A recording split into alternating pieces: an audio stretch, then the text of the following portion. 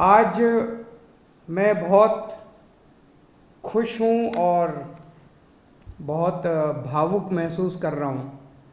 उसके दो कारण हैं। एक तो पंजाब के लोगों ने जितना प्यार दिया, अभूतपूर्व प्यार दिया, इतने वोट दिए, इतने वोट दिए, इतनी सीटें दी, सारे पुराने नेताओं को हरा दिया। एक तो वो कारण है। और दूसरा कारण है जिस तरह से पिछले कुछ दिनों में मान साहब ने जबरदस्त काम करके दिखाया पंजाब के अंदर। 16 तारीख को उनका शपथ हुआ, 19 तारीख, आज 20 तारीख है, 3 दिन, केवल 3 दिन हुए हैं। और 3 दिन में मान साहब तो सी कमाल कर देता। सारे पंजाब क्या पूरे देश में मान साहब की चर्चा हो रही है कि क्या गजब का काम मान साहब ने करके दिखाया है। We are really proud of you Mann साहब। जिस तरह से आपने ओथ के वक्त पूरे पंजाब के लोगों को बुलाया, 3 करोड़ पंजाब के लोगों ने शपथ ली। मेरे पास ढेरों मैसेज आए, मेरे पास ढेरों लोगों के फ़ोन कॉल आए कि सर आज मैं भी टीवी के सामने बैठ के मैंने भी शपथ ली। जितने लोग वहाँ गए थे उनको भी ये लगा, पंजाब के लोगों को पहली बार ये लगा कि वो मुख्यमंत्री बन रहे हैं। ये बहुत बड़ा एहसास था पंजाब के लोगों को।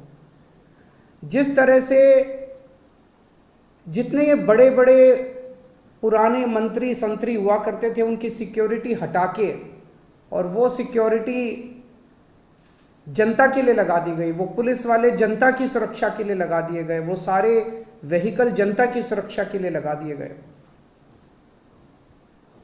जो अक्टूबर के अंदर फसलें बर्बाद हुई थी,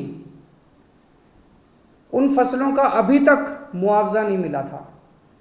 और सरकार बनते ही 1-2 दिन के अंदर सारे किसानों का मुआवजा उनके ज़िलों में पहुंच गया। और अब मुझे बताया गया कि अगले 3-4 दिन के अंदर वो सब मुआवजा उनके चेक मिलने चालू हो जाएंगे। बहुत खुशी होती है ये सुन के। परसों आपने जिस तरह से एंटी करप्शन हेल्पलाइन नहीं कहूँगा मैं, वो एक्शन लाइन है, हेल्पलाइन नहीं है, वो एंटी करप्शन एक्शन लाइन का जिस तरह से आपने ऐलान किया, दिल्ली के अंदर भी उसकी वजह से भ्रष्टाचार खत्म हो गया।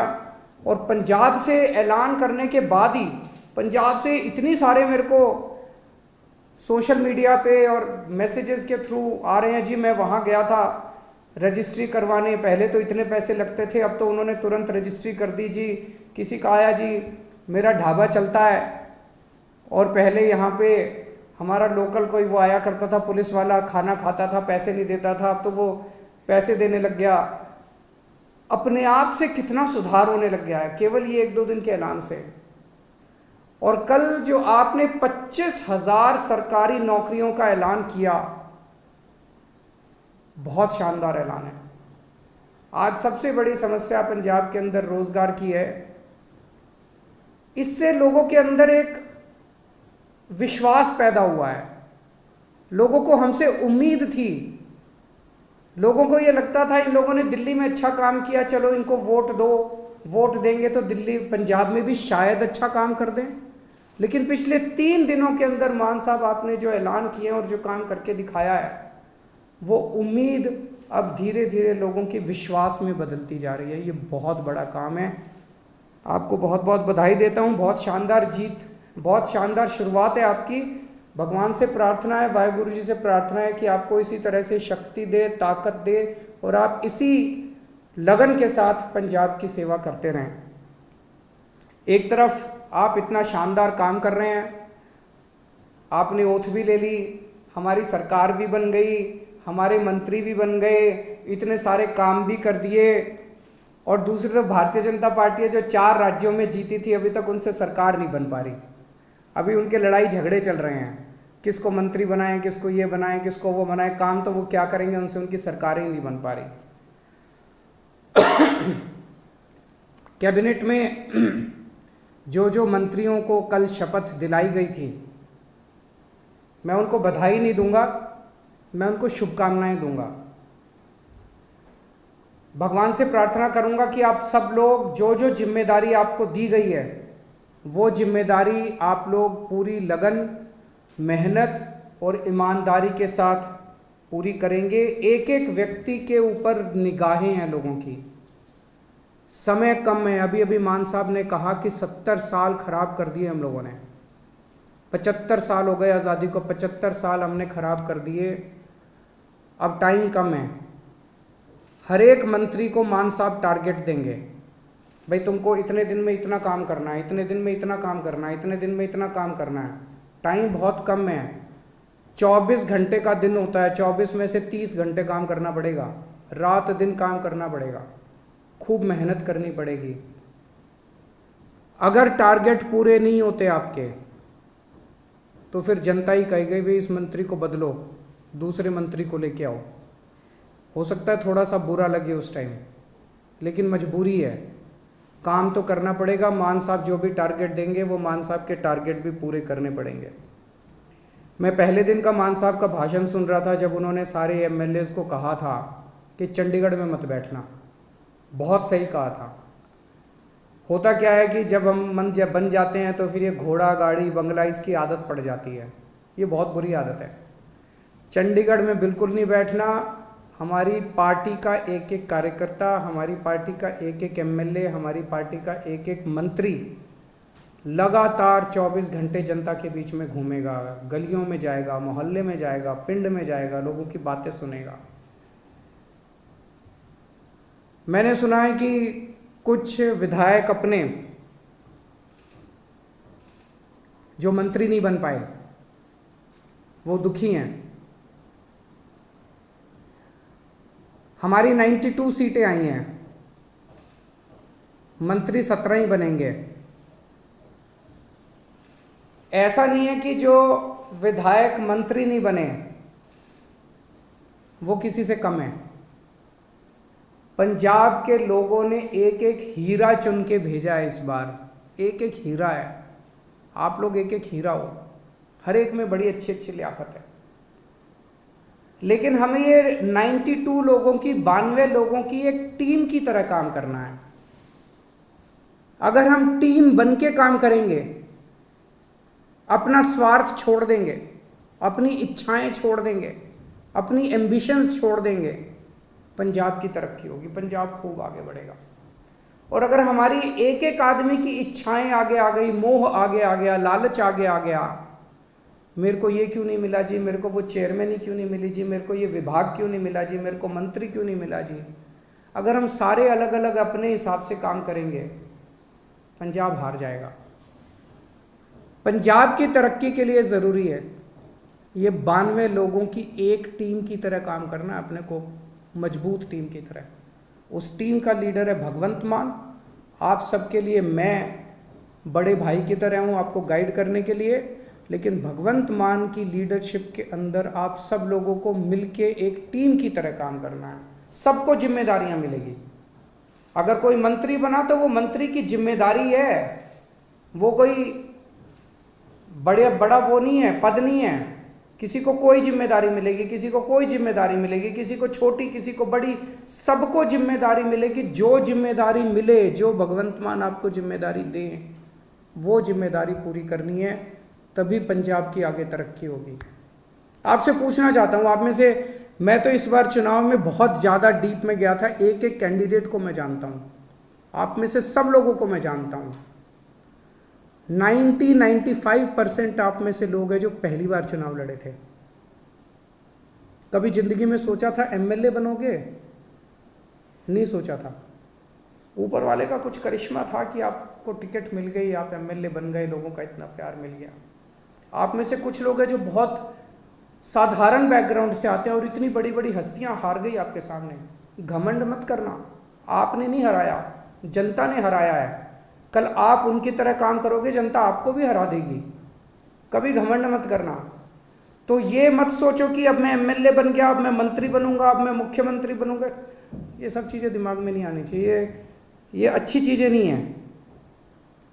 आप एमएलए रहते अपना ऐसा काम करो कि आप ही की ख्याति चारों तरफ फैल जाए। आप एमएलए रहते हुए अपने हलके में इतना अच्छा काम करो कि आपकी ख्याति चारों तरफ फैल जाए, लोग आपको इतना प्यार करने लगे। किसी भी पद के ऊपर कुछ लोग आते हैं, कहते हैं जी मेरा हक था ये बनने का। ये सोच लेना ये जनतंत्र है, किसी का किसी पद के ऊपर हक नहीं है। जिस दिन जनता नाराज हो गई, 2 मिनट में मुख्यमंत्री को भी हटा देती है और 2 मिनट में एमएलए को भी हटा देती है। ये हमारे से पहले वाले जो थे उनको भी ऐसे लगता था कि वो तो पैदाइशी मुख्यमंत्री बनने के लिए आए हैं, वो तो पैदाइशी मंत्री बनने के लिए आए हैं। 2 मिनट लगे, जनता ने सारों को साफ कर दिया। ऐसा ना कर देना कि अगली बार जनता हमें साफ करने के लिए तत्पर रहे। हमें ऐसा करना है कि जनता जिंदगी भर हमारे को प्यार करे, हमें जनता का दिल जीतना है। लोगों के अगर काम कराने हो तो आप जरूर अपने मुख्यमंत्री से मिलने के लिए जाना। लोगों के लिए काम कराने हो लोगों के, तो आप जरूर अपने मंत्रियों से मिलने जाना। लेकिन किसी अपने हलके के डीसी और एसपी और थानेदार की पोस्टिंग कराने मत जाना। मैंने सुना है पहले पंजाब में अभी तक ये सिस्टम चलता था कि अपने इलाके की अपने हिसाब से थानेदार की पोस्टिंग कराई, अपने हिसाब से एसपी की पोस्टिंग कराई और फिर मिलके बांट के सारा सिस्टम चलता था। मान साहब, उनका मंत्रिमंडल, सब लोग मिलके अपने हिसाब से अच्छे अच्छे लोगों की, ईमानदार अफसरों की पोस्टिंग करेंगे। वो पोस्टिंग करें। अगर कोई अफसर आपका काम ना, जनता का काम ना करे, आप ये शिकायत लेके जाओ। लेकिन किसी की अपने हलके के पोस्ट, एसपी की और थानेदार की और डीसी की पोस्टिंग कराना, वो मान साहब के ऊपर छोड़ दो, वो करेंगे। मंत्रियों के ऊपर छोड़ दो, वो करेंगे। और अगर कोई करप्शन करे तो वो बताओ। सबसे ज़रूरी चीज़ हमारे लिए ईमानदारी से काम करना है। हमने बार बार अपने चुनाव प्रचार में कहा कि हमारी कट्टर ईमानदार पार्टी है, हम एक कट्टर ईमानदार सरकार बनाएंगे। भगवंत मान एक कट्टर ईमानदार आदमी है, लोग हमसे उम्मीद करते हैं।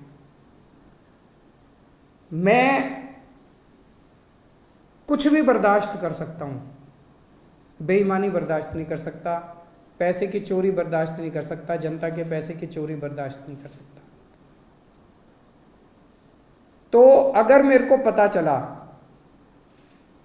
मान साहब को पता चला कि कहीं किसी ने कुछ गड़बड़ की, तो फिर एक भी मौका नहीं देंगे। वहां मौके की कोई गुंजाइश नहीं है। आपको हमने जो काम दिया, आपने टारगेट पूरा नहीं किया, हम आपको 1 मौका देंगे, 2 मौका देंगे। लेकिन अगर आपने कहीं गड़बड़ की तो पहले मौके में ही सख्त से सख्त सजा मिलेगी। जो सजा जनता को मिलती है उससे दुगनी सजा अपने वालों को मिलेगी। फिर जनता ने बहुत भरोसा किया है, जनता के भरोसे को तोड़ नहीं सकते। बेईमानी मत करना और कुछ भी कर लेना, बेईमानी मत करना और जनता के साथ बदतमीजी मत करना। अभी मान साहब ने भी इसका जिक्र किया। मैं देख रहा हूँ सोशल मीडिया पे हमारे कई एमएलए साथी, विधायक लोग इंस्पेक्शन कर रहे हैं इधर उधर। बहुत अच्छी बात है, मुझे बेहद खुशी है। आप लोग अस्पताल में जा रहे हो, लोकल स्कूल में जा रहे हो, लोकल तहसीलदार के दफ्तर में जा रहे हो, जाओ, खूब जाओ, बहुत अच्छी बात है। यही करना है अपने को। एक ही चीज़ का ध्यान रखो, बदतमीजी मत करो। मैंने देखा एक बंदा किसी थानेदार को कह रहा है, तेनू पुट्ठा टांग देंगा। ये भाषा हमें शोभा नहीं देती। ये कहने की क्या ज़रूरत है? अब तो तुम विधायक बन गए, अब तो मुख्यमंत्री तुम्हारा है, अब तो मंत्री तुम्हारे हैं। तुम चाहो तो 2 मिनट में उनको पुट्ठा टांग सकते हो।